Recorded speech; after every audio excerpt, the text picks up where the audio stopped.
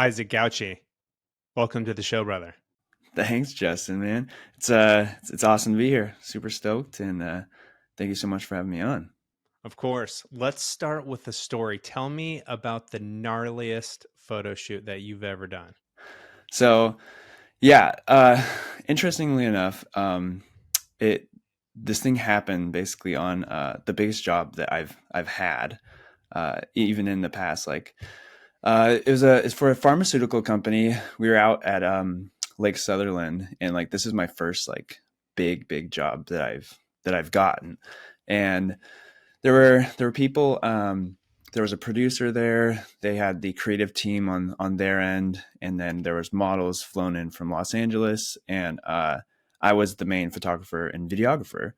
And I remember just like it was a 2 day shoot, just high pressure, and I was doing photo and video, which I now know is a lot to ask for a single person for 2 days.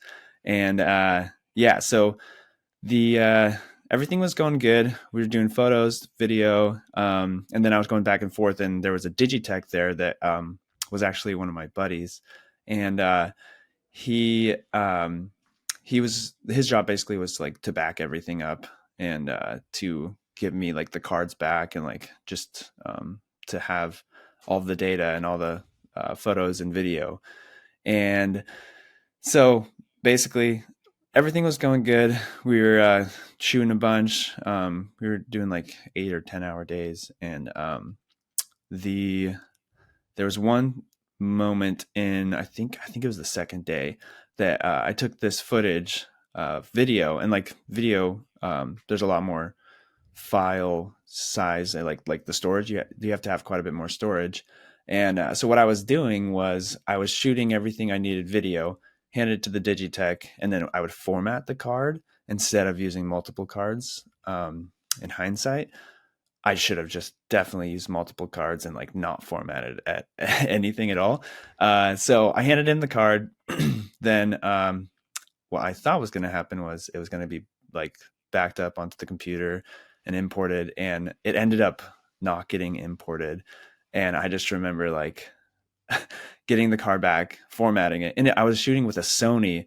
So like that's the other thing too. Like with a lot of other manufacturers, you can, even if you format a card, a lot of times you can recover video and photo from it as long as you don't rewrite onto the card again. But Sony, unfortunately, they have a system where they like rewrite all the empty blocks on the card, and so that particular footage was like lost, like just absolutely gone. And I remember just being like, no way. Like it was so bad. And like I just remember like I was like, I can't believe this is even happening. The client was super understanding, and but like I just like now that's like forever ingrained into my head, like just use multiple cards. Like don't. And like also like for like hire a real Digitech instead of like a friend. Like it wasn't necessarily his fault. It's just like, he was a photographer as well. Um and we're still friends, so that's always a plus. So, but yeah, it just was very unfortunate, and like kind of both our faults. But I learned my lesson, and yeah, it actually ended up working out really well. Like I said, it was the biggest job that I got, and it was like over $100,000 budget. And it turns out the way my producer like worded the contract is if like they really liked the images, they could purchase like license rights to more of them. So there's just like a set amount, and then like afterwards, like if they really liked it, that way it's like lower risk to them. Mm, They could purchase more, and they ended up purchasing like quite a few more. So I was super stoked. So yeah, that's awesome. Yeah, it's always was that towards the begin more like earlier part of your career? I would say that was probably like 4 years in, I want to say. Yeah. Okay. Yeah. So like I've been doing like photos and video for about 10 years now. So kind of in the middle. Yeah. Yeah. Never ending journey of learning like the best, most efficient processes for both entrepreneurship and the creative art. Yeah, no, absolutely. And now I'm like obsessed with like backups. Like I try to have like at least like a few different backups. Like one at a different location for some reason, like if like my house burns down or something like that. And then a backup, like I use Time Machine, which is great. And then it just backs up like basically a clone of everything that you have on your computer. So yeah, Awesome. I learned my lesson. Well, to give the audience a introduction to who you are, Isaac Gautschi is a professional photographer and videographer. He's shot for companies like Goodyear Tire, John Wayne Enterprises, American Eagle, SanDisk, and even the government. Um, Also, to mention of note, Isaac actually did my very first video shoot for my first blog back in the day called Alchemized Life. And that was like really the first time I'd ever done like a video shoot, like a creative video shoot. You did that both for my personal blog and for my Stanford startup company, which was called Oh My Green at the time, but now Garten. And it was, for me personally, one of the most satisfying, gratifying, creative endeavors that I'd ever embarked upon, because like we're getting up at like sunrise and like doing sunrise photo shoots. I remember you literally flew a drone over like this like hiking trail that me and my then girlfriend, now wife, were Yeah. running on, and like you just like captured this like incredible video of the sunrise coming up as like me and my wife were doing yoga poses. And I was just like, holy fucking shit. Like when I saw, like I didn't real it was so much fun in the moment, but like when you shared the video that you had put together both for our company and for my blog, I was just like, what the fuck? This is like insanely stunning like cinematography. And then also of note, just to kind of give audience even more background between Isaac and myself, you did my what I consider one of my best fitness photo shoots, where originally like we were supposed to like, I don't know if you remember that story, but like we were supposed to go Oh shoot, yeah. I think at like some mountain area, but there was like Yeah. all these So smoke. fires. Yeah. So smoky. Yep. Yeah, and you're like, I have this idea. Like, Yeah. we could cancel the photo shoot and try to do it another day, but like, I think maybe if we go out to this lake, we can actually use the smoke to do something really cool and creative. And it was Hmm. like the most eerie, like really Yeah. beautiful, stunning thing, because it was like at a lake and it looked like fog, but it's Yeah. actually smoke. Smoke. Yeah. Yeah.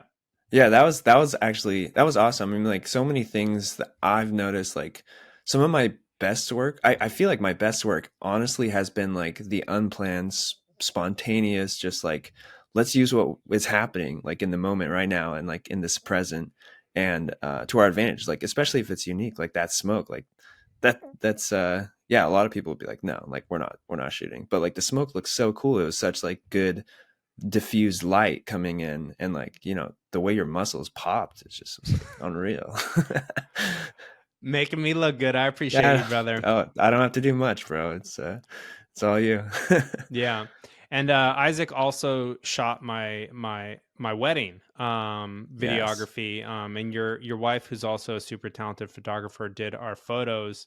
And that was like, again, like there's just like moments in both the videography and the phone the photos where like you caught like pockets of sunshine like literally bursting through the clouds to like literally like rain down on me and my wife as we're like doing our vows. And I'm just like, is that like how like how does that kind of magical creative stuff happen? Is that frequent, or is it just some shoots, or like you divinely lucky? Because like, dude, there was also a motherfucking bald eagle that flew by Yeah, us while we are on a cliffside, and you got that that was on nuts. camera. Yeah. So, I know, like it's really cool because like just thinking about like these types of situations, and it doesn't always happen, but it is pretty ridiculous that like some like wild stuff has happened for me. Like for some reason, like especially eagles, like I swear, like I like get my drone out, or like most of the time it's the drone. But like eagles will like literally swoop down in front of me. Like I'm not chasing them or anything, but they will appear. And yeah, for your wedding, dude, it was just like it was just so insanely beautiful. We're at the top of that mountain, and just like sun like going in and out with the clouds, and like just like the most beautiful thing. I'm getting chills just thinking about it. It was just so incredibly beautiful. And it's a lot of times, like, if you're there, some magic things can happen. And if you put yourself in the situations where you're prepared and, with the right equipment, you have your settings dialed, uh, like there's incredible things that are out there that are happening. You just have to like look for them and be in the moment, be present. And your wedding was definitely absolutely incredible, dude. Like all the locations, the lighting like worked out perfectly. Like it was just so like genuinely, like that was definitely one of the like most beautiful weddings I've ever shot, for sure. And Yeah. yeah, you and Carly, just the chemistry between you, and like how the light worked out, and like your families together, is just, it was so beautiful. It was Yeah. incredible. Yeah, and the other thing I really appreciated about you, when it came to our wedding, and kind of like just because we filmed, if I believe, if I remember correctly, over 2 days. So like Yeah. there was the wedding, and the pre-ceremony, and then we also filmed at two other locations. We filmed at a railroad bridge that had been like boarded over and paved. So Yeah. like, we came to you and we really want to do like a rollerblading scene. Yeah. And like like the stuff that you did was so amazing to me. Like you were literally on one of those wheelies Yeah. with One wheels.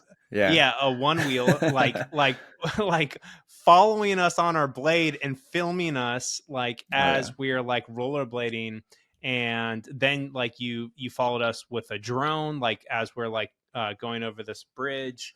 Yep. And like it's just a like I think your ability to kind of like, at least and I'm sure this is probably with all your clients, your ability to kind of like bring out the kind of like magic and authenticity of the client, of the person you're shooting. Like you are just really good at capturing that magic. And like they're like some of my best memories are like shooting with you. Like I fucking Oh, remember thanks, just man. like just putting on, like getting prepared for that rollerblading shoot. Like I was so Oh yeah. excited that I wasn't paying any attention. And I fucking, right You before almost the photo died. shoot, I fucking cracked my rib because I totally like fell on my Yeah.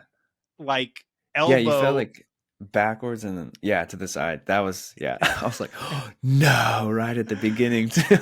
Yeah, that shit took like 3 months to heal, 3 or 4 months to heal. Yeah, ribs Like, are yeah. Oh, dang it. yeah, Yeah. That was hilarious. But yeah, thank you so much, man. Like I really appreciate it. I really enjoy what I do, and like it's especially I find so much more enjoyment when like I relate to the people that I'm working with. And with you and Carly, it's super easy. And I'm just like, oh, this is great. Like these are just my friends, like I love these guys. They're awesome. And like I would genuinely like just hang out with you guys just as friends. And so, but yeah, we just, we're capturing stuff together, and it makes it just like so much more smooth and just like easy. And like I can be creative and like do things that I just see instantly, and I don't have to like worry about like, oh, I wonder if they would like this or anything like that. It's just like just flows. It's like a flow state you get into. And yeah, yeah, it was a lot of fun. I yeah, love that shoot. The whole thing was just such a cool video, and just yeah, it was beautiful. yeah. Well, before we dive, deeper to more stories, I actually want to go back to the kind of like the origin story. Like, how did Isaac Gautschi actually get into photography and videography? Yes. So basically, I've always been someone who's creative. My first kind of creative passion was actually music. I loved playing guitar. I loved singing. I was in choir for 9 years, like through middle school and high school. I went to state for it and stuff. And like, I knew that I didn't know, but like I had a really big feeling that I couldn't, make a living doing music. It's just like the music industry, and like uh, basically no matter how good you are, you have to know the right people, and there's just so many variables. And so I basically, I, um, I moved so I grew up on the peninsula in Sequim, Washington. My parents moved out here from Los Angeles, and after high school, I was just like instantly like, I need to get out of here. Like, this is too small of a town. I want to go to the city and like, go to college and kind of start my life. And so moved to Seattle. I was there for 3 years. I was getting like my financial aid figured out, and I really wanted to go to college. I was working a couple jobs, and I had an apartment in Ballard. And basically, my main form of transportation was a motorcycle, and I love that thing because like you can park anywhere. It's easy to navigate. My mom wasn't a huge fan of motorcycles because they're just dangerous, and yeah, so um, basically, I was coming back to Squim in my hometown. One of my really great buddies just got back from studying abroad in Germany, and I was on my way to go visit him. And I passed a car that was going pretty slow because Squim, like, there's a bunch of retired people, and everyone just drives slow. That's just how it is. And at the same time, I was passing somebody. I was going into the left lane to pass in a passing lane. There was a truck that didn't see me, and they were pulling out, turning left. And so, right as I was passing somebody, they pulled out, and I clipped the rear bumper of the truck, and tried to regain control of the motorcycle. Then I went off the road, and I was like, "Oh no!" uh, and then I hit a chain link fence, flew like 30 feet, and then yeah, I was conscious the whole time. It was absolutely nuts because like your body is so wild, like the adrenaline and stuff. I didn't feel a thing, and I remember like getting up and looking at my bike and like looking back and being like, no, like my poor bike. And then I looked down at my hands, and like both my my left hand was like all bloody, and I took off my glove, and one of my fingers, actually this one, I don't know if you can see, but this one, it's kind of funky. It was literally like dangling. And I was like, that's not supposed to be like that. Oh no. But yeah, I like no pain whatsoever. And then like I was definitely in shock. Oddly enough, somebody was there that knew me and was like, Isaac, like, do you want me to call your mom or anything? I was like, no, I'm fine. And then I was like, a few minutes pass. I'm like, maybe you should call my mom. Like, so an ambulance showed up.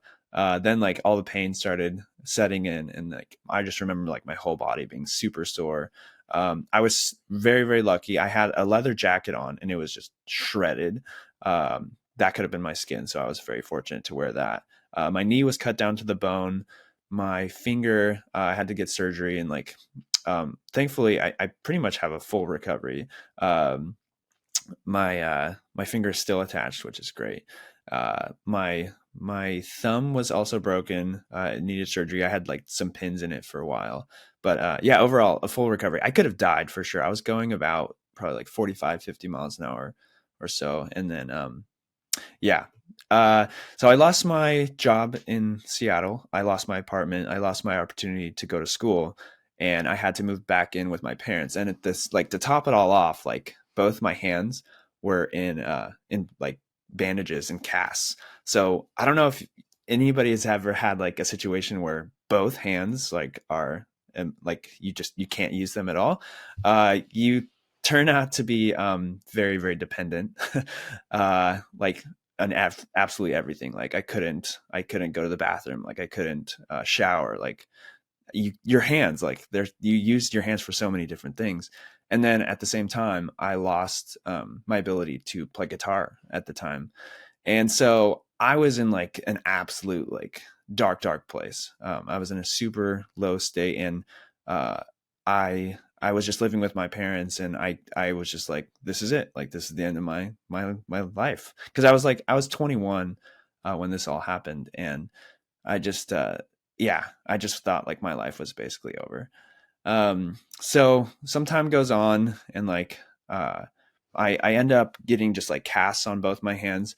And I was like, damn, like this sucks. Cause I can't play guitar. I can sing, but like, I love playing guitar. And I remember my mom suggesting, she had like this old DSLR. It was like a Nikon D90 and with like a kit lens on it. And she's like, hey, like you should try like taking pictures. Like, it's creative. It's not music, but it's something different. And like, I was bored out of my mind as well.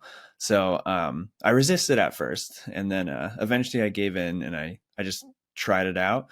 I would go into like the yard and just take pictures of things that I thought were beautiful.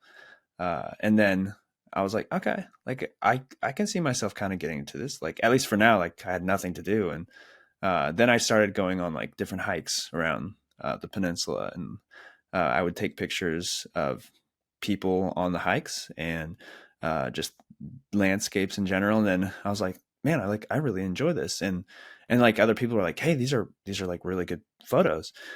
So I decided to start a Facebook and an Instagram, and I posted my work onto there. And then before I knew it, like, there were people asking me like, hey, what do you charge?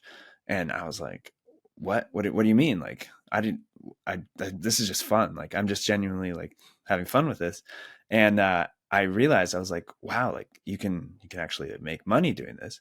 And so time goes on. I get my like cast off. Then I get a job locally at this restaurant, just bussing tables. And um, I remember one of the best days of my life was when I was way too busy with my photography business that it was interfering with my the restaurant business that I was bussing at. And when I put in my 2 weeks, it was like so freeing, like just the freedom that came from that. And just like, yes, like, I can actually do this. And I remember like my first year, like, I think I did like, I don't know, like $16,000 or something, like, first year. Like, definitely still being supported by my parents and whatnot. Super thankful for them for like, getting me through all that. But I just remember just being like so happy, like, oh wow, like, this is my own business. And like, thinking back, like, whenever I would work for somebody else, like, it never felt like quite right. Like, I always felt like no matter how hard I worked, there's only so like high you could climb like a ladder. And just like, you didn't get the benefits of like the effort that you put into versus a business. The more effort I put into my business personally, like, I will absolutely get that back. And I started noticing that through like building a business and being an entrepreneur. And I just like this is it. I believe this is like my gift and what I'm here to do. And it was wild. Like, the first few months, like, the craziest things started happening to me. I sorry. I I got a job that I had a billboard on I-5. Ashton Kutcher posted one of my photos on Facebook. And then a couple other famous people just genuinely like shared photos that I've shot in like some bigger pages. And I was just getting like all this traction, and like within just a few months of just starting photography. Like, never, literally, I used to think like photos were a waste of hard drive space. Like, I was just like, oh, you could just like live in, isn't that ridiculous? Like, you just live in the moment and whatever. Like, so it's crazy. And a lot of like, I love telling my story because I truly believe that everybody like has a gift. And like, if I chose to be negative, like, with my experience, and like, woe's me, and like, my life's over, and I'm going to choose to like just stay in this mindset instead of like picking up a camera, which I had no idea that I had like the talent or the gift for it. Um, I I like to tell the story because I believe like, if people stay positive, you have no idea what kind of potential that you have, and like what you could bring to the world and for people to see. And it's, yeah, I think it's just so important to stay positive, even when you think like your life's over, like the darkest of hours. Um, so yeah, this is what I've been doing, photography. I started a business 9 years ago. That's what I do, for a living now. I have two kids. I have a family, a wife, and I support them with it. And I'm not struggling, and it's incredible. Like when you own a business, I said, like the sky's the limit. You can just, the more effort you put into it, it comes back out. And so, yeah. Yeah. Yeah, it's always amazing to me that, you know, oftentimes the darkest times of our life lead to the best things in our life. Um, if we choose to like harness that energy and like lean into the opportunities that may be somewhat hidden, like like I was smiling to myself as you mentioned like kind of resisting your mom suggestion of using the photography, because I feel like the universe or God or whatever you believe in, like it works oftentimes through people around us. But like I know for myself, like, man, like I resist anything like my parents tell me, even to this day. Like if like I will Yeah. resist anything my wife tells me to do. So like it's like Yeah, it's just like the internal pride. Yeah, yeah, yeah. It's kind of cool too because you have a similar story, like through like the nightlife scene and everything like that, and you chose yeah. to turn your life around as well. So it's kind of cool that we can parallel that a little bit. You know. Yeah, I mean, Jesus. I mean, the one of the reasons life is in the title of this podcast and everything I do is because, I got to a point where things were so bad that I considered ending my life. And so now for me, like I'm, part of my mission is to empower people to live a life worth living. So there, because I know a lot of people, they run into, either dark situations kind of like similar to yours or mine, or they're just like caught up in like just living an unfulfilling life, working at a company that they don't really care about, but they like get paid well enough, or they're just comfortable enough not to make a change. And I feel like those people are like maybe even in more danger than the people who have to go through like breaking both hands and being in hand casts, or Yeah, like, yeah. They're just being on comfortable. drugs and alcohol. Yeah. Yeah. Hmm. So, um, I kind of want to like do a little bit of a review of kind of your career and your entrepreneurial journey. Some of the questions that I have are, what are some of the things that you wish you had learned earlier in your career that would have helped you grow faster?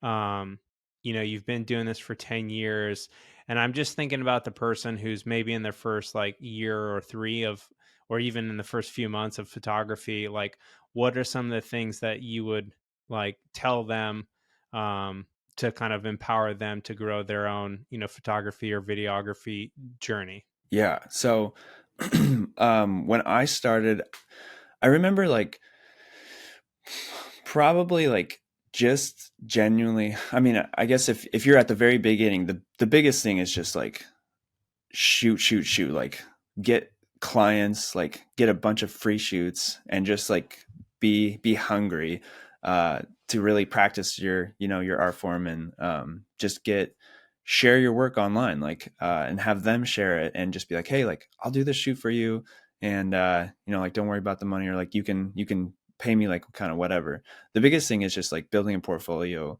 getting yourself out there with social media. And like for me, like when I started Instagram and Facebook, like there was so much reach then. Like right now, I think it's like TikTok has a huge reach. But like when I started, like I said, Instagram, like I would reach out to people and be like, hey, like, do you like my work? Would you be willing to share it? And then just like getting uh and like after you're like start a business and you have your first few clients, really make sure that you have happy clients.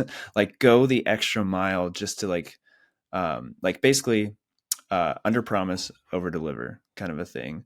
Like if a client's like, hey, like I don't like this or whatever, like do everything you can to make it right. Now after like I've been in business for like 9 years or so, I can be pretty like particular on like what clients and stuff I have. But starting out, I think you should just get everything like you can, and just make them all happy. And yeah, I would say that's probably the biggest advice is just like working with people, and know like everyone has their own story, and like if somebody's having a bad day, uh, they can definitely be very difficult to work with, but also like know that everybody's human, and yeah, just easy to forgive, I suppose, and just yeah, easy to work with. Show up on. I mean, like I feel like probably 40%, 50% of it is just like do what you say, show up on time, and yeah, you're gonna do just fine. Yeah. I think I want to double click on the asking people to share your work, because Yeah. I think, especially when you're starting in any particular business or endeavor, I think a lot of us, we feel like imposters, or like maybe we're not really good at this. Hmm. Um, but there's kind of two parts. Like the only way you get good at anything is doing it, Yeah. and you like, I always think that like we're all in sales, Yeah. like Oh truly, yeah. because like you know what I mean. Like you're selling an idea to your wife to like be down to do what you want to do, or like even to your child to get your child to do what you want to do, and even in the beginning of my podcast, like I would straight up, like I'm pretty sure I DM'd you and it was like, hey, can you leave me a 5-star review on my podcast? Uh, and because it's like this thing ain't gonna grow itself. Like I gotta be the champion for it. And I think I really want to encourage anyone, whether you're a photographer or any entrepreneur of any type, is like you have to like kind of let go of your pride and your ego and be an advocate for your work. Like proactive advocate, asking people to share it, to rate it, to whether it's like a Yelp review on your business, or like asking people, hey, do you have like any people who would be a good fit for my business? Like, do you know any people who need a photo shoot or have a wedding coming up, or enjoy podcasts about, entrepreneurship and personal development and self improvement. Like, um, and then I think eventually what happens, and I think this happened with you, is you do enough proactive kind of self promotion, that then the universe kind of starts to reciprocate. And like then people start doing it without you having to ask, but like you have to build up that initial momentum. Like it's almost like you have to demonstrate to, universe, God, whoever, that you want this to work and that you're willing to put in the work, and then the universe will like meet you halfway and be like, cool, I'll start like Yes. creating some additional like momentum that like flows back to you. Absolutely. Yeah, like you were saying, like have people share your work and stuff. Like I personally, I've never paid like a dime for advertising. Uh, all of my business has always been word of mouth, and I honestly think that's the best way to grow your business, in my opinion. I would say people trust people, and when your friend is like, "Hey, like I use this guy, he's really good," I trust that way more than like I see like a billboard somewhere. Like in my opinion, like it's I feel like growing that, and like you said, just like putting yourself out there, and also like I believe in like manifesting. Like I believe that if you have like if you have this potential, you have to see yourself being successful, whatever that means to you. You have to see yourself before um before you can get to that point. And it's like I used to back in high school and like middle school, I would teach myself like a little bit of gymnastics, and like I would do like backflips and stuff, like off stuff and standing and whatnot. But I remember like the biggest thing is like before I did something like a backflip, like a standing backflip, I would have to visualize in my head what it would look like when I do it. And I think that is like there's so many parallels to that in life. Like you have to see yourself like succeeding, like getting clients, building a business. You have to see yourself before it can be a possibility. And I think a lot of artists, like, if they start from scratch, they have to see, and then like they paint, or it's so huge to have that visualization of where you want to be, and that's, I think, helped me a ton as well, just in life and in business. Yeah, and I think I totally agree with you. And I think the part that a lot of people get wrong with visualization is they just visualize the end result Yeah. and they forget to visualize the actual process or work Oh yeah. that you need to do. So you actually have to see yourself taking the photo or recording the podcast or, selling the thing Yeah. or putting the presentation together that is going to like allow you to put on that presentation. Yeah. So like visualizing yourself doing the work of the work Yes. is just as important as seeing yourself like reaping the benefits of like generating a bunch of income Hmm. doing that work. No, yeah, absolutely. It's a grind, and it's not for, and entrepreneurship isn't for everyone, but for those it is for, yeah, you have to put in the effort. The beautiful thing is the effort you put in, you'll get back in one way or another. Like either you grow yourself like internally, just through who you are like as a person, or yeah, like you get income back. And yeah, it's huge. I remember I used to work at a a couple jobs in Seattle at a shoe store and guitar center, and I just loved those jobs. But it taught me sales. It taught me like communication, and like even though like guitar center was a little bit easier because I enjoyed music, but like shoes, like I don't care about shoes at all.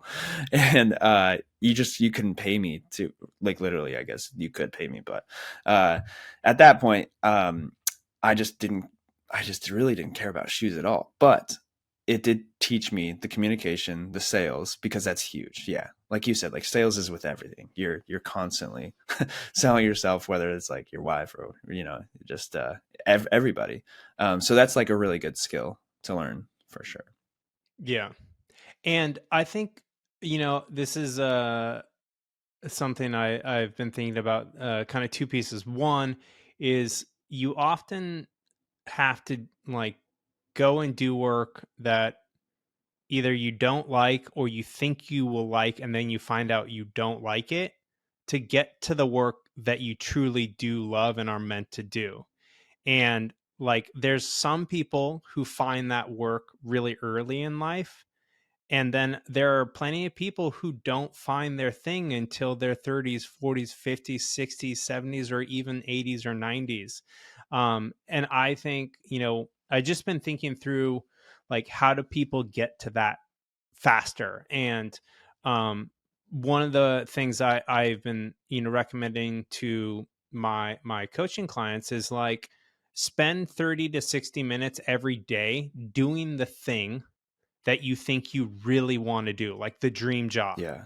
right? Yeah. So, like, if you want to be a podcaster, like spend 36 to 60 minutes every single day working on that, whether that's like doing a solo recording, getting the gear together, figuring out how to get the gear set up, or, in your case, as a photographer, you think you want to be a photographer, like spend 30 to 60 minutes, like shooting, editing, and then share that fucking work Yeah. every fucking day on your social media, and like find out, do you love the work of the work?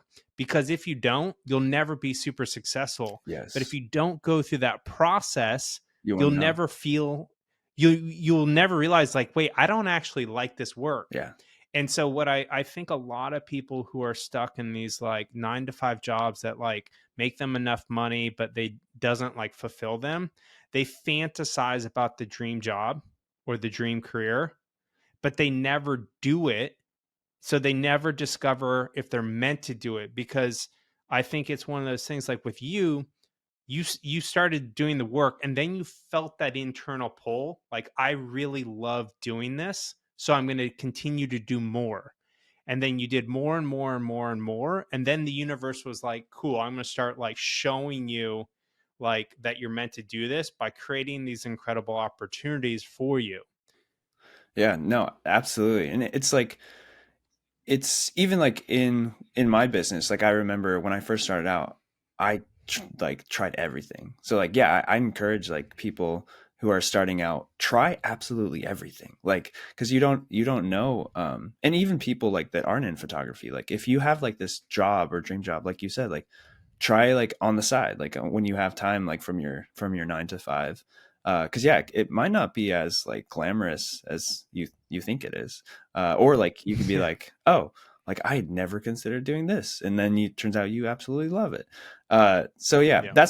yeah, I agree with you. I think, and we talked about this briefly before the we recorded, but make sure that you're doing something you love, because you probably go crazy if you're just in it for the money and like just it's not a good thing, because I would say like, yeah, do something that you truly truly enjoy, and then that way, like I always say, like you never have to go to work, you just be doing this regardless, and the money will Yeah. follow, like it genuinely does. Like that might sound like a little cliche, like do what you're passionate about and then the money will come, but it that's literally what happened to me. And I didn't even know that you can make like a living being a photographer, or at least a good living, like a very comfortable living being a photographer, until I got into the industry and like, wow, you can do very well.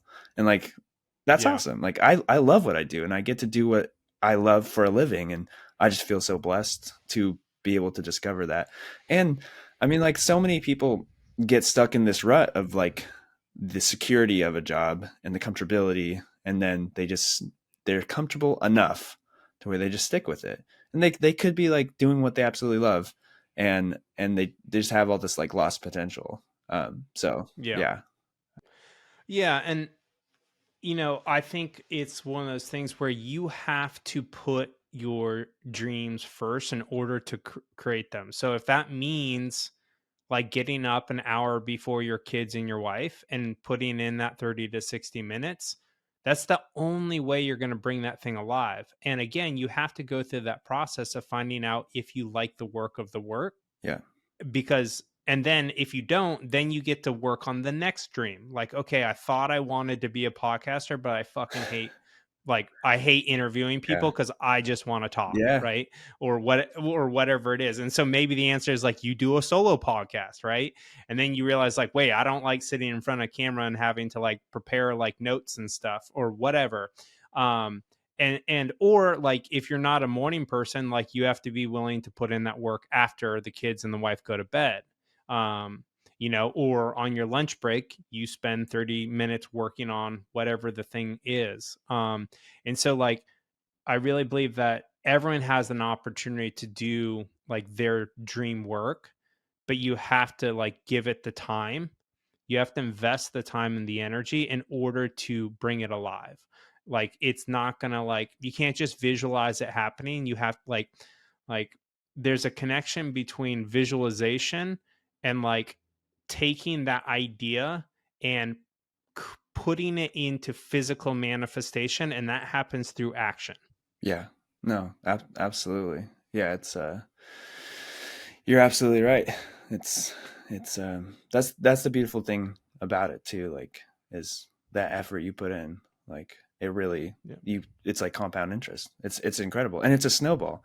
Like once like I don't even think about getting new clients now. Like I don't need to. Like I already have like reoccurring clients, and like my business is like kind of runs itself as far as like it's amazing. Yeah, like, but yeah, starting out, you have to go like, like door to door salesman kind of stuff.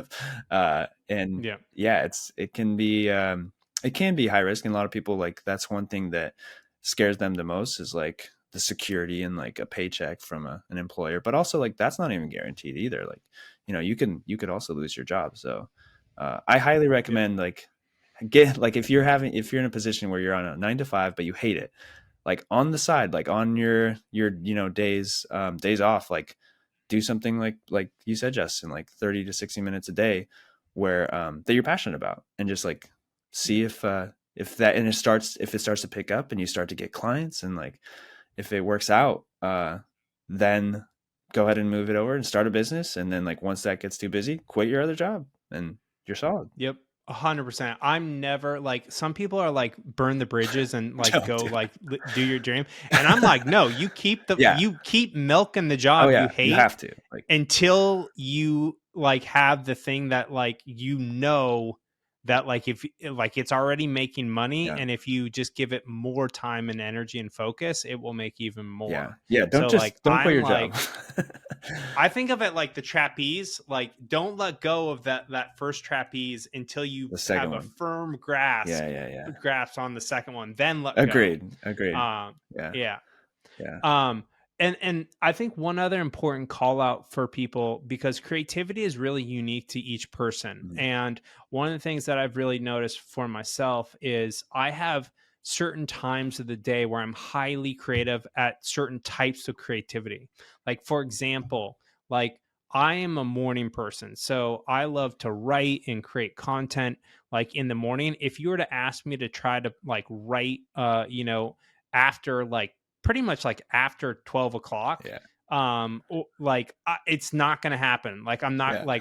I'm not interested in doing it. Now I can do like stupid stuff like write emails or have meetings with Yeah. people.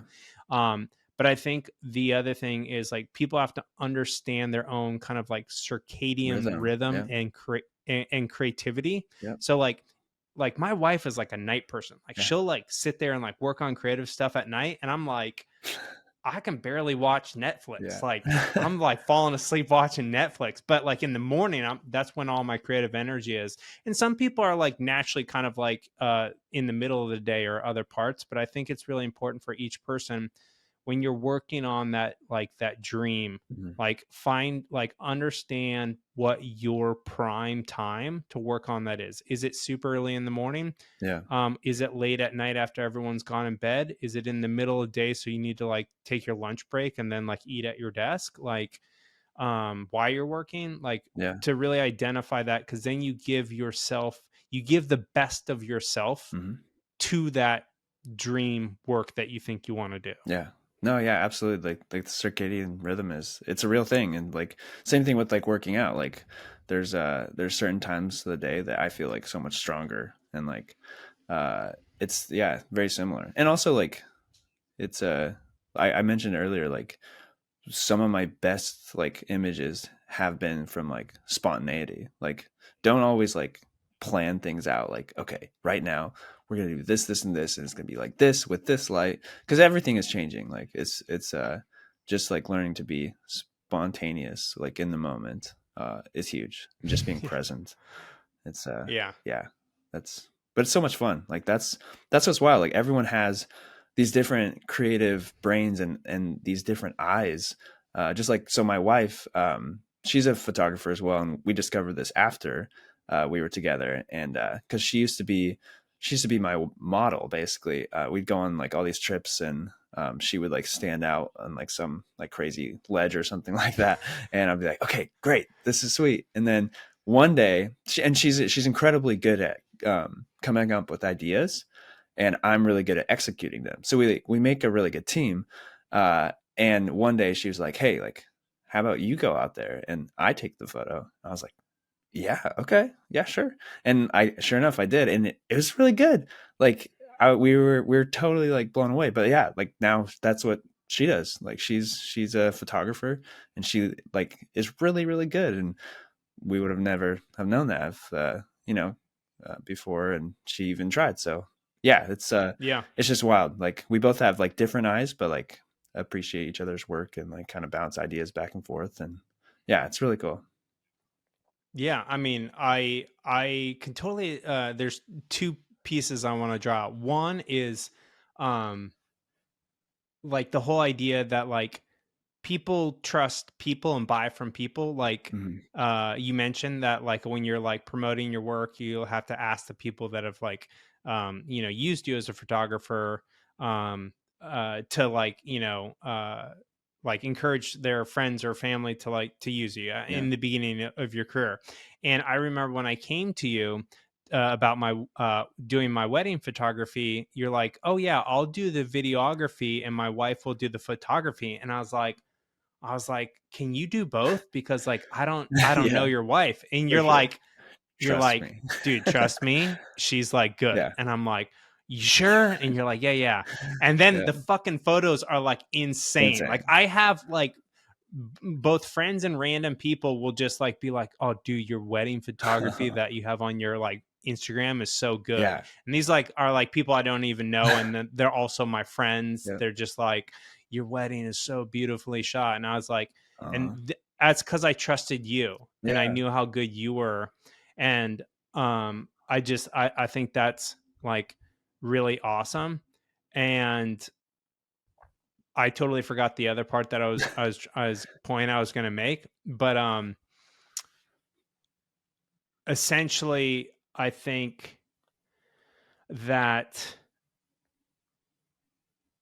yeah, it's never too late to like find that creative calling, because like I feel like you actually got pretty lucky. Like, Yes. you started in photography like 21, Yeah. 22, and like Very you've early. been doing it for the last 10 years. And I feel like I just started podcasting and coaching like a year ago. And like, Yeah. but everything I did has led me up to this. Cause like now I help coach people through their career and through their fitness. And I had to go through my own fitness journey and my own career journey and my own money journey. Mhm. And so like I'm a firm believer that it's never too early Yeah. and it's Never too late. never too late. Yeah, Yeah. dude, you're absolutely I am I absolutely recognize that. Like I'm incredibly fortunate to like discover this at like yeah, 21, 22. Like that's unreal because like there's people that are going to college that are like, super elderly like and it's wild too because like it is you're right. It's never too late. And like I don't who knows like when I'm when I'm turning 40 or something like that, I might like totally like shift paths and like do something else. I'm not opposed to that Yeah. at all. Like I uh I like learning new things and trying new challenges and it's I think you should always be like eager to grow in like different ways. And like that's more experience too and you never know what you will enjoy. And like you can change too. Like it's that's the beauty of life is and the US in general is we have the freedom to do kind of whatever we want. So Yeah. it's a huge opportunity and a very fortunate time that we're in. Yeah. And I think, I think again, if you follow the things that are really fun and interesting to you, they can turn into a passion. Like, Mm, that's another thing. I'm a firm believer. Like, the way to find what you're passionate about is to just follow your interests until you like that interest develops into a skill. Like, you start to get really good at it. yeah, And then, like, people realize that you're really good at it. And then they want to start paying you for it. And then it's like, wait, I love to do this work and people are like paying me for it. Like, holy shit, I found my passion. yes, And so like really like, and it could be anything. Like I feel like with internet and technology now, like you can follow any interest and then turn that into like a career yeah, or a calling that pays you like a massive amount of money. absolutely. Yeah, it's there's like there's YouTubers now. There's people that stream playing video games all day, like, and they make a lot of Yeah. money. Like that A is shit ton of like money. absolutely insane. Like I photographed this one guy that's like one of like I would say I don't even know like top 20 like Fortnite players in the world and like he's making bank. Like how cool is that? Like Yeah. what the heck? And he's young. Like it's Yeah. like right now like with social media, YouTube, like you can just get income from like basically anything. You can review, I don't even know, you can review watches, you can ride your bike, you anything, like just talk about finance. Like it's wild. It's so much opportunity that's like untapped. It's insane. I'm very, very thankful to like live in a time with this much opportunity. Yeah, it's incredible. Yeah. Yeah, I'm the firm. Yeah, like you mentioned earlier in the show that like about having a positive mindset. And there's one comment and then kind of a question around that. I think uh I think if you think it's the best time to be alive and the best time to like make money doing whatever you love, that's true. If you think like you have no opportunity and that it's like a terrible time because whatever XYZ market that you want to be in is too saturated, Mhm. that's going to be true for you. So like whatever you believe is true. Yes. But I'm just curious, like you mentioned like how important it is to have a positive mindset. Was that something that you've always had? Something that you've developed, or like how do you think about that? Yeah. Um, that's a good question. I would say it's something that I personally have been on a journey with through my life. Like just being really young. And I feel like uh, one big one is surrounding yourself with healthy people, like the right friends, the right mentors. That's huge. And like kind of seeing how they view things and life. And like, when some would think, I'm a victim in this situation, others would think like this is an opportunity. Um, I would say, yeah, just like uh, trial and error, like, okay, like when I'm thinking this way, bad things are coming my way. Like if I'm being negative about something, that's the only doors that are open, because that's your only option. Like wherever your eyes are looking. Same thing with like this, like the whole backflip thing. Like when you're doing a backflip, you have to like visualize and like look behind you. That's like a huge. You have to look Mm, behind you and you have to spot your landing.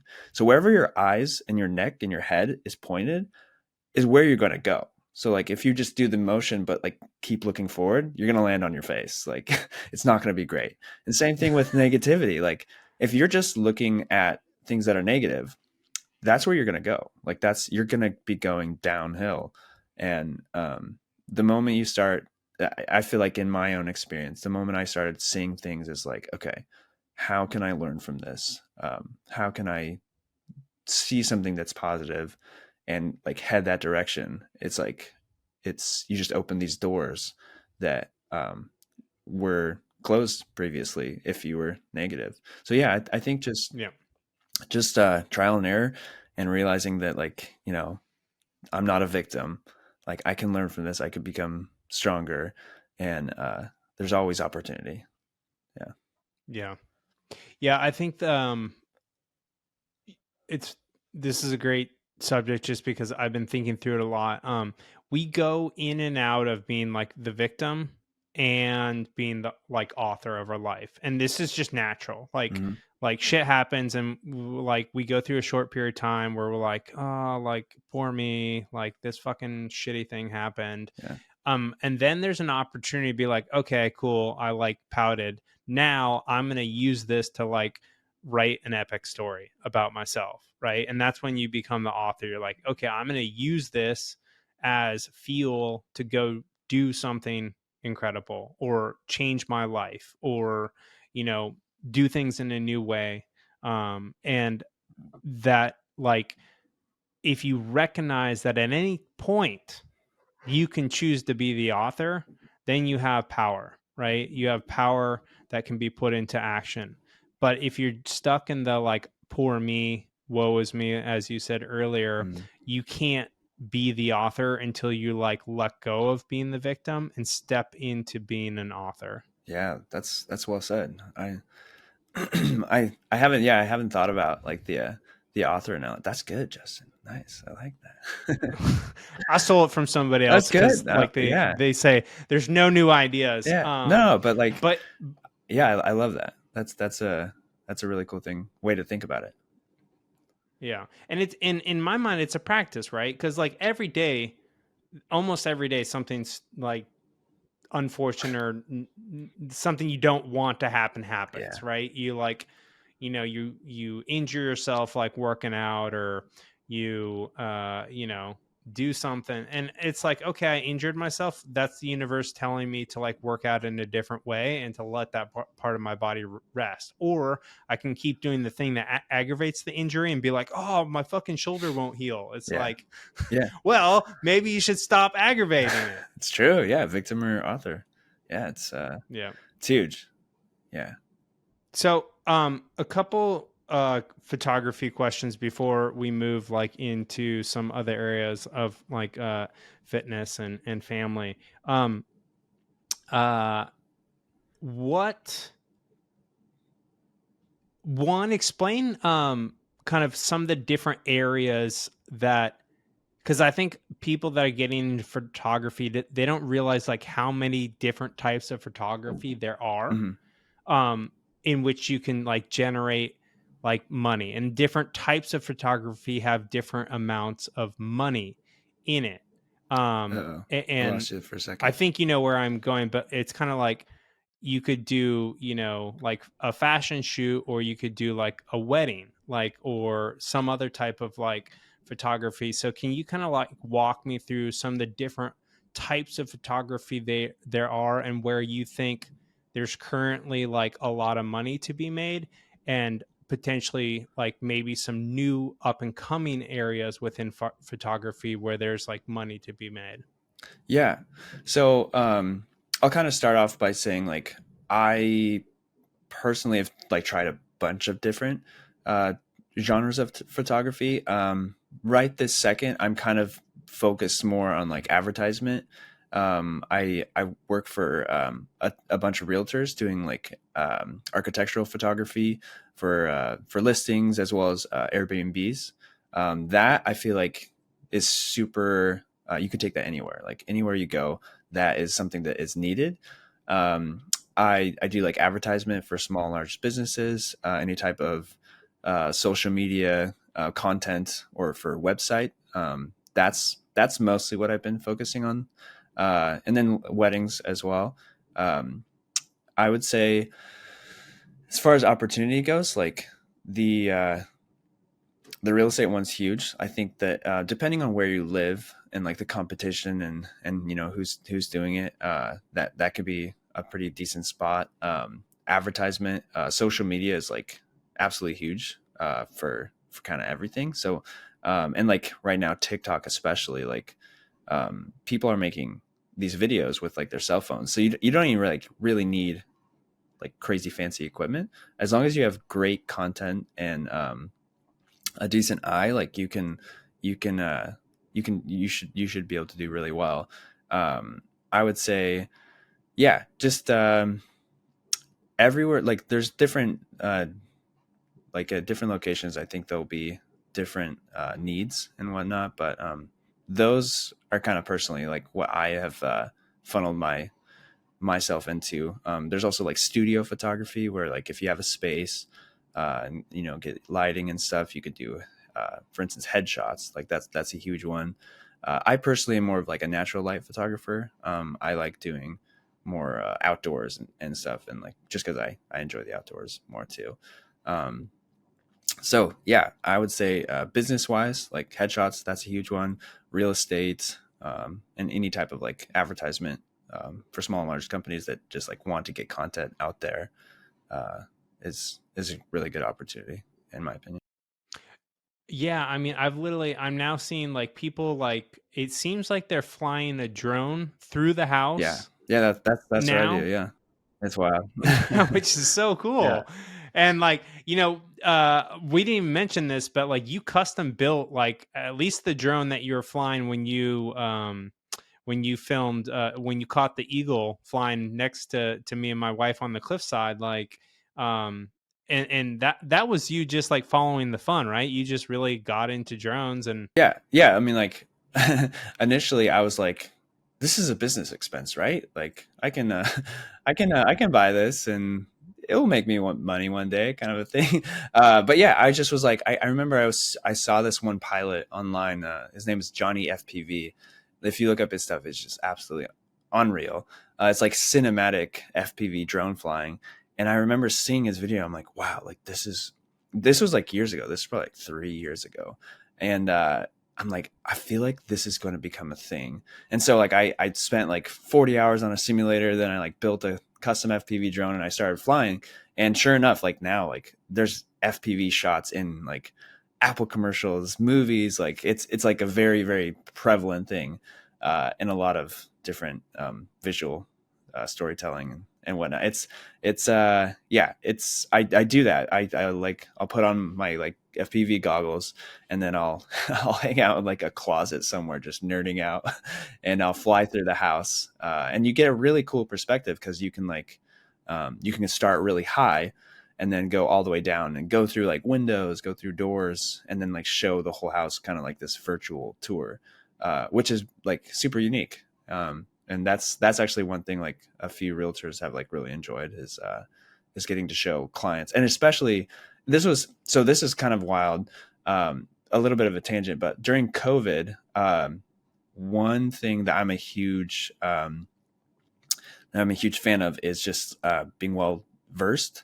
in like different genres of like photography. They'll say like because during COVID, everybody who had weddings were like kind of just screwed because they just basically all were rescheduled slash canceled. And then for me, it was like one of my best years because there were so many realtors that were like, hey, we need photos and video this time because nobody wants to go to showings. So we want to show the house as much as possible. And real estate went crazy. And so I was like stoked. I'm like, okay, like no weddings, but like I just go into these houses and like shoot them super easy. And like I said, it was one of like the better years of my business. So that's also huge. It's just like being able to be diverse enough to where like if one thing doesn't work out, you have this other thing to fall back on. But yeah, Yeah, and I think it's so like that's why like it's again it's the victim or the author, right? Like I was the same way. Like COVID hit and I was like, "Sweet, this is an awesome opportunity." Like I literally like when it came to like people literally were like, "Oh, all the gyms are closed. I just like give up on my fitness. I can't go to my fitness class whatever." And I was like, I'm just going to use this as an excuse to get in the best shape of my life working at home. hell yeah, And I was like, all right, I'm going to get into gymnastics rings because I can hang those in my or in my garage.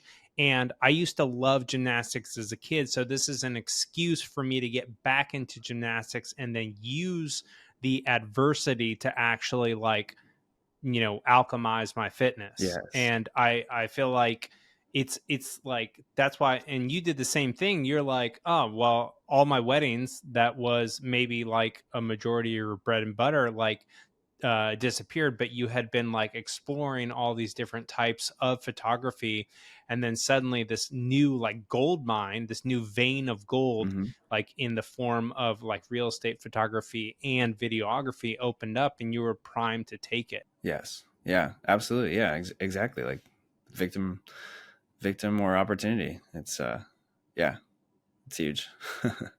I feel like there are some like wedding photographers that literally do like 10 to 15 weddings a year and they just like charge like an insane amount of money and like This is true too. Yeah. like I think I've like met some through our mutual friend Braden that like literally just shoot like 10 to 15 weddings a year, and that's like 10 to 15 days a year, and then they like the rest of the year Yeah, they just like do whatever the fuck they want.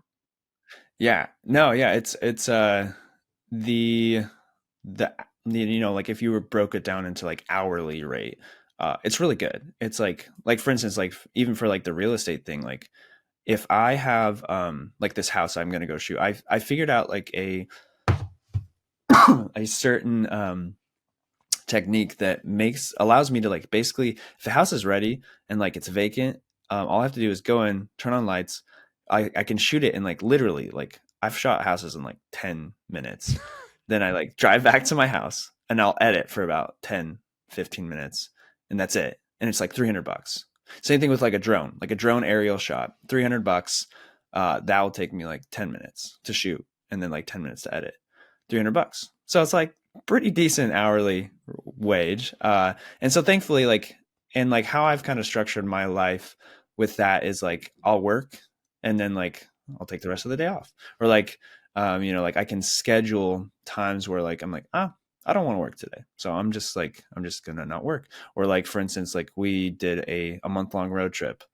It has that you have the opportunity to do like the flexibility where you have you could do like take time off and non-schedule things, and you're good. It's as long as like you're responsible and like have like a you save up your money and whatnot. It can be very rewarding time wise, Yeah. because that's like that's the one thing you cannot get back. Like you can money comes and goes, and but like time, like nobody yet. I mean, we don't have a time machine, so like everybody, no matter how no matter your net worth, everybody only has a certain amount of time. Yeah. It's totally true. And I think like time is honestly the most valuable resource, like above and beyond money. Um and the cuz like you can use money to buy time, but you can't like once you've spent your time, you can't get it back. Um whereas like you can spend money and then make a bunch more money.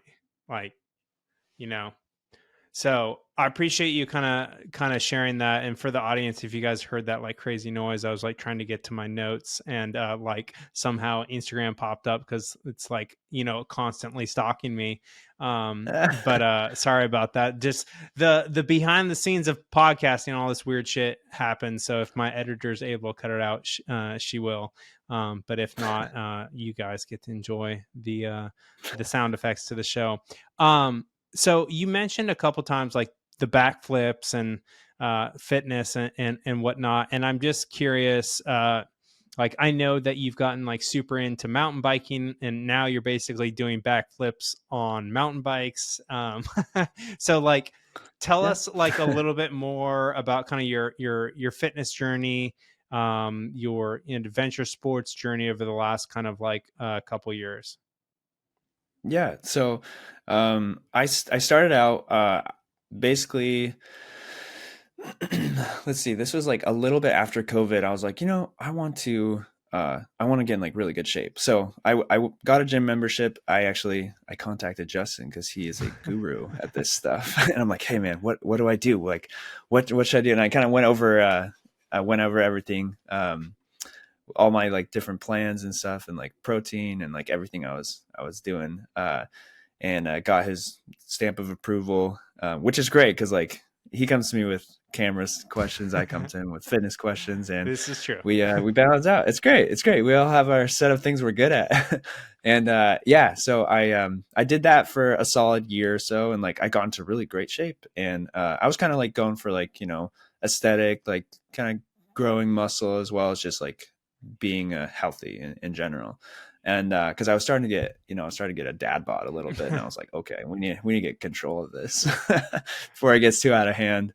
And so, yeah, did that for about a year, and then I discovered I had this like huge passion in mountain biking, and like I loved. There's this one place that I live by. It's called Port Gamble Heritage Park, and they recently put like a ton of money into making this place like a mini, like basically like a bike park, like a legitimate like machine built trails with like big jumps. And I started doing that, and I was like, I absolutely love this. Like, and it was also like kind of like a therapy in a way for me, Mhm. like because when you go down these trails and like you hit these jumps and stuff, like you think about absolutely nothing else in your life except for what's exactly in front of you. And it's hard, it's like incredibly challenging to make like a line smooth, or like to like do everything correctly, and like and then you add tricks to it, and it just like it's kind of like this chaos that you control. And you can, if you focus enough, like you can, and like become in like this flow state, you can make everything like very smooth and like work out. And like when you don't crash, it's beautiful. It's like you get an adrenaline rush, which like I'm that's like kind of my drug of choice, is the adrenaline. And it's just so much fun because like the time you put into it, you can get that out. And yeah, it just, I discovered that, and it just has been like just so much fun. And it's kind of my recent hobby that's just been an absolute blast to be a part of. And the community, the mountain bike community is really awesome out there. I've met like a lot of like these new friends that I haven't met before, but I feel like they just have like welcomed me into their family. And um, also have like through like business, I've gotten some like recent opportunities to possibly shoot for like some photographers or videographers that like shoot for Specialized, Mm. like which is like a huge bike company, and just like jobs within that industry as well, which is a ton of fun because I'm like, oh, I'd be here anyway, so might as well get paid doing part of this too. So yeah, it's been fun. And yeah, the past couple of years, that's kind of been like my new obsession, passion, and it's been just like a blast.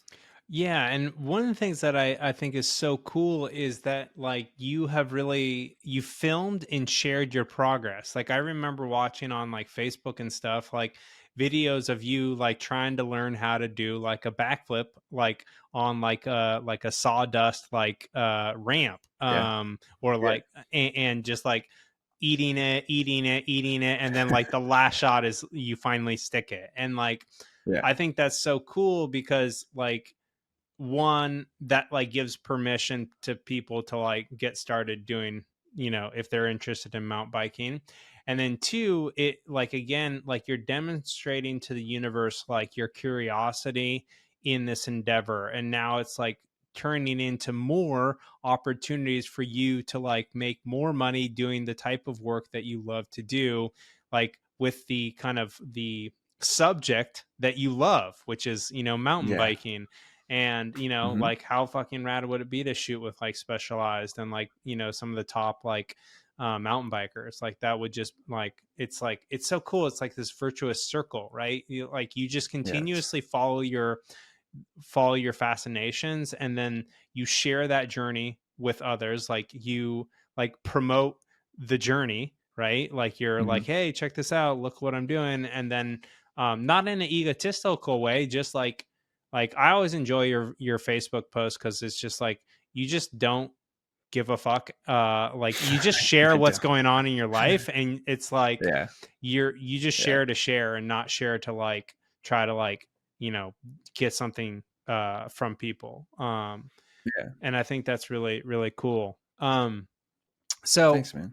uh I'm curious, are you still working out, or is like mountain biking like your only fitness right now? I'm just personally Yeah. curious So how that works now.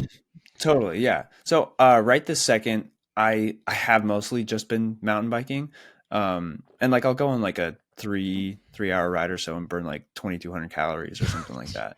So I'm burning like a ton of calories. I have recently wanted to start getting back into like calisthenics, Mm, like some like at home stuff, I think. My wife and I, Britt, I think we want to do some kind of yeah, like resistance, like weight training. But I really enjoyed calisthenics because there is a like little bit of skill involved, especially like with like the handstands and like doing like muscle ups. Like you have to have like technique and whatnot, and that kind of interests me.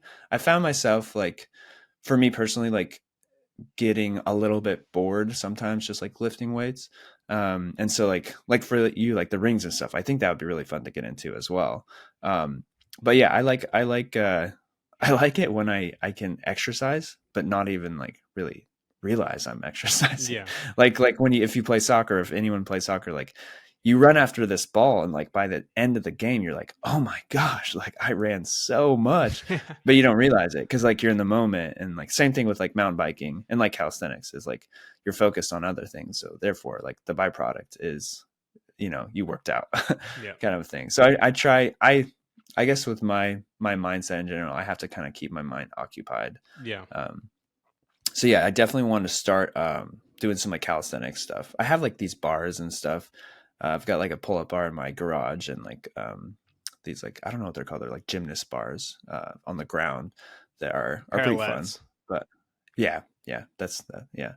And so I want to get back into that for sure. Yeah. Awesome. It's just good for you. Yeah, you feel so much better afterwards, and like yeah, it's this. Yeah, there's something about like moving your body and like mastering your body in different ways. Yes, absolutely. Um, so we've spoken about Brittany a couple times, and I'm coming up on my 2-year anniversary. So kind of like Woo one of the woo. things I've been thinking about is like what makes a good marriage, and like how to like what makes a good husband. And I'm just curious if you have any insight to share with me in the audience. Yeah. Yeah. So, I mean, I would say just a huge one for us. We go to a therapist. That's like, I think is very helpful because it's just like this third person that doesn't have any bias either way. And like if you have issues or anything like that, you can like really work out. I think it's a good idea for kind of anybody individually or together to go see somebody who one like you respect and like actually has good input, like a therapist. That I think has been extremely helpful just in general. I would say like um, just like really trying to figure out a way to communicate really well. Um, Compromise is like a huge one. Happy wife, happy life kind of thing. And then yeah, just for like Brit specifically, like she just like learning how someone feels loved Mm, is a huge one. Like the way I feel loved is different than the way that she feels loved, and a lot of times I can project, I feel loved this way, so I'm going to do that towards her, but that's not how she feels loved, and like we can get trapped in this space that's like, oh, like because I would like this, I will do this towards you. But it can be totally different. Like something that like she loves gifts, and like so if she like gives me a gift, I'm like, oh, that's really sweet. But it's not like it doesn't mean the same as like, for instance, one of my biggest is like I love like physical touch. Like that's a huge one for me. Um and so like it's just learning each other's languages, like love languages, I think is really helpful, and just like really like listening to each other, and yeah, just remember to also like have fun, and yeah. yeah, I think those are super great. And it's so funny how we try to give the love that we want, but really, Yeah. like, I think that's like beginner marriage level. But to get to advanced level, you have to realize that like maybe the way they feel loved is different. Their love language is different. So, like, for example, my Mm. love language is I love deep conversation. So, like, Yeah. it's the way I feel love from my friends. It's the way I feel love from my wife, from my parents, is to have a deep conversation. Whereas my wife, it's touch and words of affirmation. Yes. Um, Yeah. so like she doesn't like need me to have a deep talk with her like to feel loved. She'll be like, "Okay, I've had enough of you talking. Can you just like be Yeah. quiet and like touch me? Like Yeah. rub my back or For sure. tell me something nice Yeah. about me and just stop talking so deeply." You're like, no, I'm loving you. But this is so good. Yeah. It's true. Yeah. Yeah. Yeah. I Yeah. love that you mentioned therapy. My wife and I, we've also done therapy and like coaching. We've done intimacy coaching, all types. Like we've done individual therapy. Like we work with coaches, and I love that you led with that because I think a lot of people think that like if you go to a therapist, like your marriage is failing or your relationship is failing. And I think the way I like to think of it is it's really like prevention is the best cure. Um, Yeah. and it For sure. like every relationship has conflict. If you don't have conflict in your relationship, then someone is being dominated. Yeah. And Yeah. conflict is totally natural. And I think one of the things I really want to promote is that conflict is actually natural and good, and it allows us to Mhm. learn how to love each other better and communicate better and like build a better life together. And one of the ways that you can navigate conflict really successfully is with a third party therapist or coach. Because they're Mhm. not biased. They're not trying to like let one person win and the other person lose, right? Because I Yeah. think sometimes people like they get stuck in the like, well, if I let her win, that means I've lost. Yeah. And they try to solve it themselves. And, a professional therapist or coach, their job is to literally like they've worked with dozens, if not hundreds of couples. And to think Mhm. that you know how to have the best relationship possible when you've never like you're always learning how to have a better relationship possible, and you can save so much time, energy, and frustration by working with a professional. So I really appreciate Mhm. you kind of leading with that and sharing that on air, brother. Yeah, no, absolutely. I mean, like, I actually had a buddy that did premarital counseling. And I was like, wow, like, what a great freaking idea. Because, like, I mean, when you get married, like, there's so many topics that, like if you were raised a certain way, it's like, oh well, yeah, the wife does this, or like the husband does this, like that doesn't always align with like people's families and stuff and like expectations. Like that's a huge one too. Yeah. So it's like, yeah, just like the openness and communication with your spouse is just like so big. And yeah, therapy is, it's so healing. Yeah. I've like learned so much just individually and like with relationships. And yeah. 100%. I mean, literally, my wife and I, we did coaching, relationship coaching Oh, before we nice. got married. Like, Well, that's awesome, literally, man. so our wedding, we planned our wedding in a couples coaching session. Like, Wow. because we were That's having sick. trouble getting aligned on our vision for our wedding. Like, Yeah. that's how we ended up like shooting in Washington with you, was like through therapy. That's rad. I love that. See that, and it was like, look how miraculous it was. It's Yeah. just like absolutely incredible. It was Like so literally like a beautiful. dream wedding. It was like Yeah. it was everything that I wanted it to be. And and Hmm. I have to give a shout out to my wife, because my wife acted as the wedding planner, and she's worked in within the industry through her Yes. work as a hair and makeup artist. So like, if it wasn't for her doing the wedding planning, it wouldn't have turned out the way it had turned out. So like, shout out to my Yeah. wife, because I don't want to like, I pretty much like helped co-create the vision, but like she did like the planning and the execution, and I was just like the support guy. And then Yeah. we also had a like you and Brittany and Braden and Caitlin, her friend, acted as like an like another wedding planner. And so like it like we had such a loving unit of friends and family to bring that thing together. But honestly, it wouldn't have happened if it wasn't for my wife. So I just want to give her a shout out. So Yeah. Oh yeah, she's great.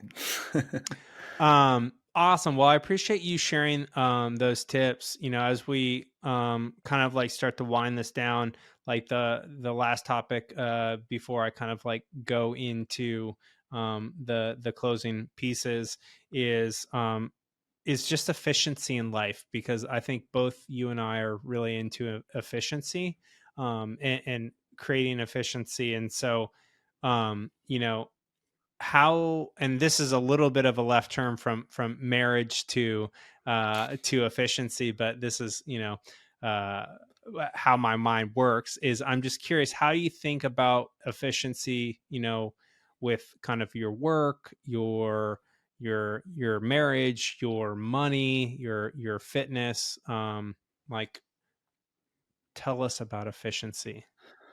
Yeah. Yeah. So I would say like kind of a recent issue that I discovered a couple years ago was for my like just for my job in general. I drive so much, and I was driving a Toyota Tacoma, which I loved. It was great, but they don't get like the best gas mileage, and like it just was genuinely adding up like a ton. Like I drive around like 40,000 miles a year, which is like an insane amount. One, like we do road trips, but also like I'm like just going from like different address to address and like different shoots and like back and forth from to Seattle or whatever. Like, and so a huge expense was just gas. And then I started doing research into like EVs in general, and I was looking into like Priuses or like just anything that just like got a lot more efficient. And then I test drove a Model 3, and right after that I was like, whoa, this thing is totally different. uh, it like started like driving itself, and like just like the whole ecosystem of the car and Tesla and like the technology was just like so ridiculous, like top notch. This was like in 2018 or so, and like it was ever since that time I was like, okay, I need to do some research. I need to figure out what this is all about, and like just the cost of electricity is just so, especially in Washington, it's like incredibly cheap. I think it's like 7 cents a kilowatt. I think other places are different, but it's one of the cheapest because the majority of our electricity in Washington come from hydro, which is great, uh, renewable, and yeah, very cheap cost per kilowatt. And essentially for me, so basically I did all this research, and essentially for me it would cost me about $5 to like fill up essentially like a Model Y, um, which would go like 300 miles or so. And I was like, wow, okay. So that would save me like eight to $10,000 a year on gas. So I was like running the numbers and like thinking like efficiency wise, I'm like, okay, I could buy this car and like, within a few years, it will literally pay for itself just through the amount of driving I do. And I'm like, okay, well, it's like a nice car, like, and it drives itself.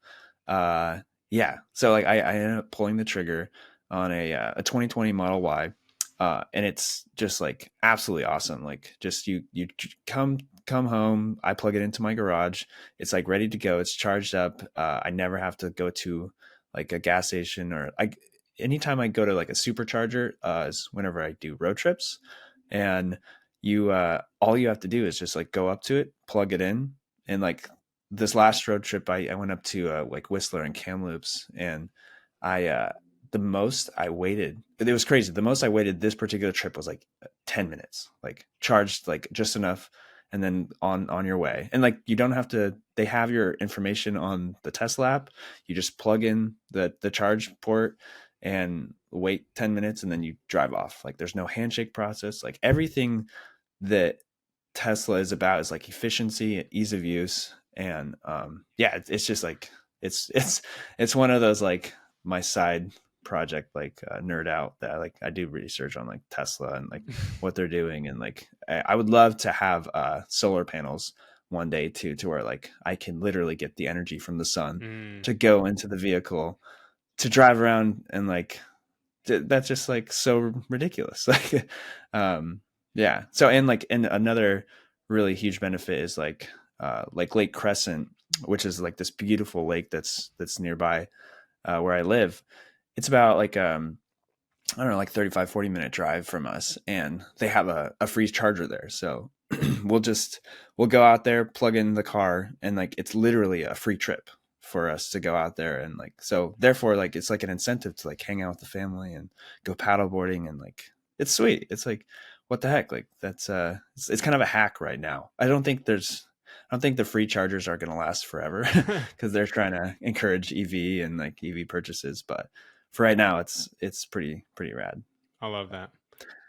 Yeah. And I feel like you're super efficient kind of with your exercise too, because you've really like focused on like sport. Like you kind of feel you're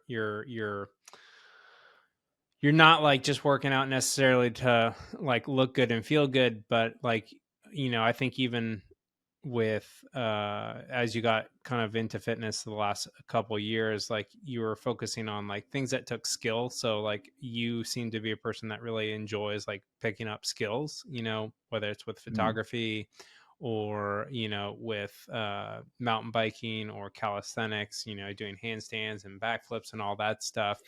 And I mean, 2200 calories for a 3 hour ride, that's a fuck ton of calories. Like if I'm that's not working like, hard, dude. yeah, oh no, I know, I mean, like that's like, but you're having fun for 3 hours. It's not like you like went to the Yes. gym to like just work out for 3 hours. Although Yeah. everyone finds fun in different ways. Like I can literally work out Yeah. no problem like 2-3 hours. But that's because Yeah. I play all these like little games where like I'm trying to like build a certain part of my body a certain way, or like get like do one more rep than I did before. And it's just like I play all these like Yeah. weird games with myself. So Yeah. tell me about a time when you got like over optimized in efficiency, and your wife was like, "Please stop." I mean, yeah. So it lately there has been one particular situation where we do not see eye to eye on, because I'm like, for instance, the EV thing. I'm like, well, we should just like drive the Model Y like everywhere we need to go. You know, like basically, like I was like, okay, so whoever like needs to go the furthest, they should just take the Tesla, because it's just cheap. It's like super cheap to everything. Anyways, and then she's like, well, I want to have my own car to like drive places and like have my own stuff in my own car. I'm like, well, okay, but like, like it's going to cost us a lot of money to like have this gas. Cause we have she has her car as well. It's like, it's a RAV4. It's great. It's the same car that you guys have, Yep. or Carly, I think. It's a great car, but it's just not, it's like with the Tesla, you don't even have to do maintenance. Like everything, all the fluids are like lifetime. You don't have to do oil changes, spark plugs, catalytic converter. Everything is just like, you have to change tires basically and cabin air filters. That's it. And so I'm like, well, we should just drive the Tesla. And so that's, she's like, I just want my own car. So we're going to, we ordered a Cybertruck, and hopefully that will, that's going to, she wants that to be her car, Holy which fuck. is hilarious. She's like this like tiny little girl, like 5'2", 5'3", and she's going to be in this giant like Cybertruck. But that's what she wants. She wants that to be her daily driver. So I think that's what we're going to do, is basically sell all the other gas vehicles except for the Supra, and then we'll just have that as like an investment car slash like fun like weekend car, and then she can have the Cybertruck, and then I'll have the Y, and then we'll probably do like camping trips with the Cybertruck. But I yeah, love I it. know that's a compromise. I absolutely love that. Well, it's cool that I appreciate you sharing that and being open about, like, kind of the because I think both, men and women, like in either partner in a marriage, we just like we all have these like things that we get crazy about, Yeah, and that like we're like just like it's almost so extreme that the other person like is like shaking their head in disbelief. But yeah, like you have to kind of find that compromise or that middle ground so that like both people can be like happy being who they are, but it doesn't like destroy the relationship. yeah, yeah, exactly. Yeah, yeah, it's especially like, like I definitely have like OCD, and so like certain, and like my dad was the same way, and it's and then you have to like step back. You're like, okay, I can like calm down in this little bit more, and compromise, and Yeah. yeah.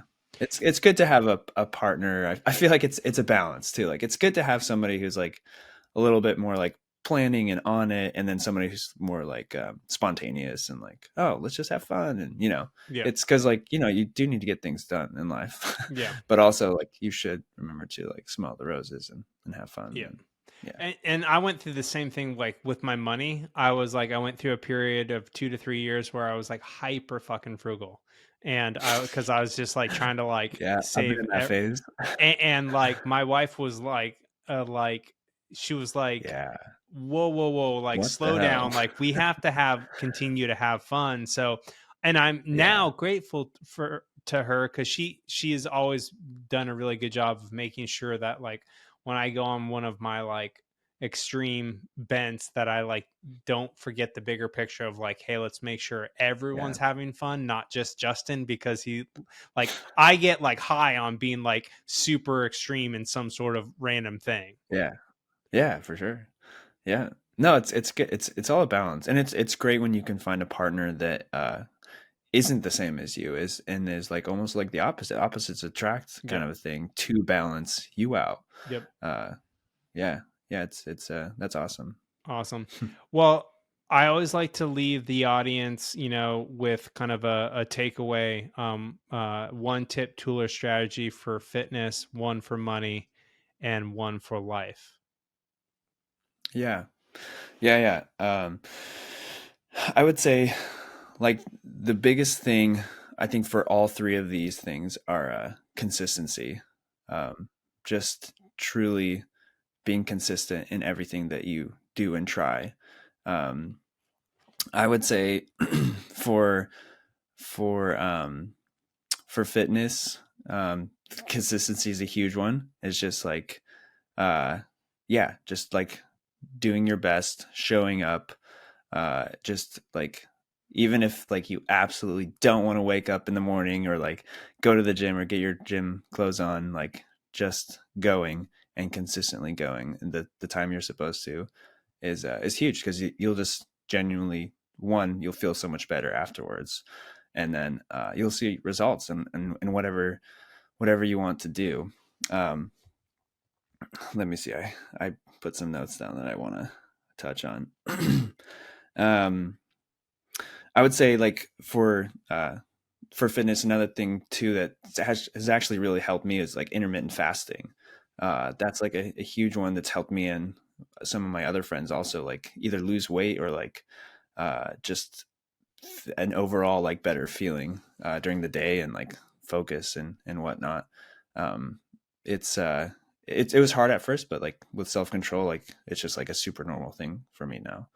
Um, and then for, let's see, for money, another, consistency. That's huge. Um, I would say like investing in yourself is like a really really big one, and investing in the time, like you mentioned, like the 30 to 60 minutes of doing what you love.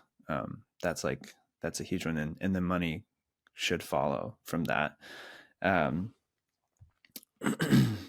and then like do what you love, because then you'll rarely have to show up for work. For life, I would say be present in the time, have empathy for people, interactions between people, and because you don't know their story, what they're going through, and um, just yeah, take risks. You only live once, but also like if you're not living, like what's the point in that? And I'd say love hard, um, and be a kid sometimes. Like a lot of times you'll see children, and like they have so much curiosity and wonder, and they are just absolutely just loving, like they're having the time of their lives doing whatever they're doing. I would say like, um, just kind of summon your inner child to do things that persona or that person would want to do as a kid. And Yeah. yeah. I love those. Yeah. One of my big beliefs is uh, consistency over intensity. Um, Mm, because yeah. like essentially like if you're more consistent, like you'll out in the long run, you'll outpace anyone who's Yeah. intense but inconsistent. Yes. In It's huge. anything, whether it's fitness, whether it's money, whether it's being a good husband. If Yep. you're consistently good versus like only good when it's like her birthday or the Yeah. anniversary, like Yep. and Sure. then God, I'm such a huge fan of intermittent fasting. I believe it's a tool. It's not like something that is for everybody or necessarily for all times. Yeah. But I think it's such a great tool because I think especially for someone who's trying to like drop unwanted body fat, because Yeah. It's huge. the biggest challenge is like not eating too many calories. And Yeah. the thing I've noticed with both myself and all my clients is it's like once you start eating, your hunger turns on. But Hmm. like if you can start to get used to like basically what I find is there's kind of like this wall of hunger. And if I can just move Hmm. through that first wall of hunger, then suddenly my hunger goes away Yeah. It's for crazy. like hours. Yeah. Like there'll be times, I do like once every like week or three, like I'll do a Yeah. 24-hour fast, Oh just to yeah. like because I want to train my like metabolic flexibility, and I want to Yeah. be able to like, okay, if a time comes up when there's no good food options for me that like fit the way I want to eat, or Just skip like it. Yeah. or like I'm traveling or something and it's just like inconvenient to buy shitty fucking food at the airport, like I can just be like, Yeah. cool, I'm just gonna fast for 24 hours. Yeah. And it's like it does massive amount of things because it saves me a bunch of money, allows me to be super fit year round. And Yeah. then there's days like I wake up and I'm like, dude, I'm fucking hungry. Like I'm eating Mhm. immediately after I work out in the morning. Whereas like most Yeah. days I don't have my first meal till anywhere between 11 and 3 p.m. So I think it's a Yeah. tool that like people need to hold like lightly, but they can Yeah. use it consistently to achieve their goals.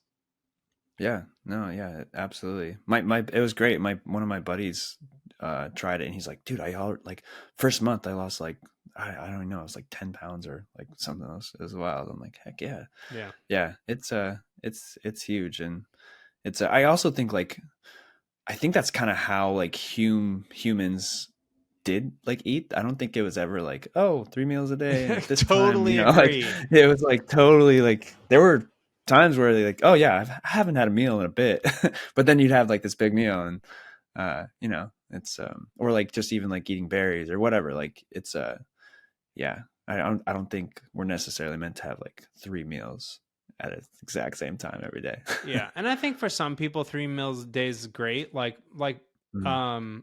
Some people have really good portion control. Where like Yes. me, Yeah. I don't like. I want to eat everything. Like Yeah. I want to eat till I'm fucking so full it almost hurts because that feels good to me. Like I like the Yeah. Yeah. the pain of feeling super full. And so Yeah. like if I can shorten my eating window, then I don't then I won't overeat. And You- so like that's all Yeah. fasting is. It's just shorting the eating period because whether For you sure. like are have good portion control, good portion control just means you're eating like the right amount of calories to maintain your fitness level, and Yep. fasting is just you're using time to limit your calories so you eat the right amount of calories to achieve the fitness level that you want to have. Yes. Absolutely. It's a great tool. Yeah. And be a kid, fuck, so good. Jesus Christ. I feel like one of I just want to like double click on that one because I feel that um people think that uh work has to be like super hard and not fun, but I really believe like the more fun that we have, the more successful that we can become, and that can be Mhm. in all endeavors of life. So I think like like doing those things that feed your inner child. Like I love that you've returned to mountain biking, Yeah. because that's a something like a kid would do, right? For sure. And like Absolutely. that's why I rollerblade, is because when I rollerblade, it makes me feel like a kid. Yeah. And it Yeah. No, exactly. so hell yeah, brother. Yeah. Well, any closing thoughts, uh, requests to the audience, or any other words of wisdom before I tell the audience the best place to connect with you online? Yeah. I mean, I would just say, my whole, like, at least like telling my story, like a huge part for me is like stay positive. Like you really never know what you have a gift in. And, yeah, yeah, it's an absolute honor to be on this podcast. And Justin, you've done a really great job of leading this and asking me things that I'm genuinely interested in, and it's just like it's a breeze. It's it's makes me feel really comfortable, and I'm learning things that you've said too, and it's awesome to be able to have the opportunity to do this. So thank you so much. Yeah, brother. And massive thank you. Right back at you because you've played a huge role in my own creative unfolding online. You've helped me, become the person that I've always dreamed of becoming. Like, with the video shoots, the photo shoots, and figuring out the camera gear and the technology shit behind it. And you've always been such a huge creative inspiration to me because like your photography, your videography is so fucking stunning. Like it literally makes me feel like there's magic in this world, and there really is, and you are able to capture it. So if you're interested in connecting with Isaac, what is the best place for them to connect with you? Yeah, so you can go to either my website, probably the easiest. It's isaacgautschi.com. IsaacGautschi.com. And then same thing, Isaac Gautschi on Instagram and Facebook. Awesome. And I'll put links in the show notes. So people, if you don't want to try to spell I know that that last name, name. it's good because it stands out there. It stands It's unique. But I'll make sure it's easy for people to find you. So there'll be links in the show notes, everyone. Isaac, thank you so much for the beautiful, creative, inspiring work that you do. Thank you for coming on the show. And I'll definitely have you back on in the future. My pleasure. Thank you, Justin. Really appreciate it, man.